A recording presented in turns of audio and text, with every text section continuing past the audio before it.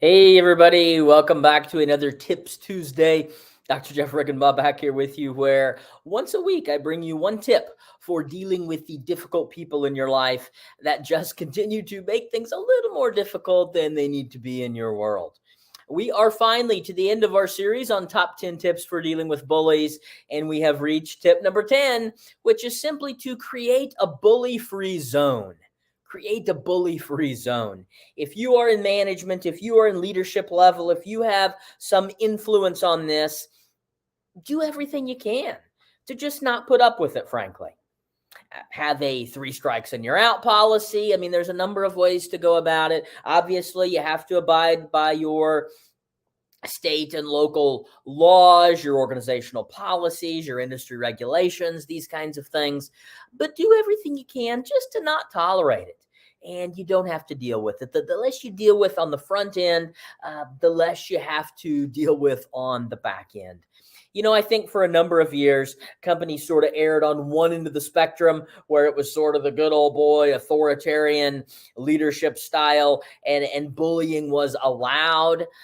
Now we've almost swung to the other extreme where any sort of complaint is taken extremely seriously and oftentimes overreacted to. So it's important to consider all complaints.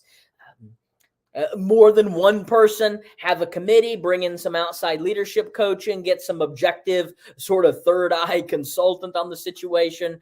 But it's important to discern which complaints are legitimate and which are not. And by the way, that overreacting actually leads to creating a culture of victimhood, a culture of victimization, a culture of filing complaints. And so we don't want to enable that, but we do want to give fair evaluation of any complaints that come in.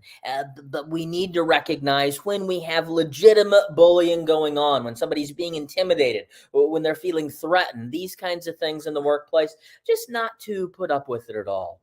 So sounds fairly simple. Seems like finding this happy medium is difficult for a lot of organizations. But tip number 10 is to create a bully-free zone.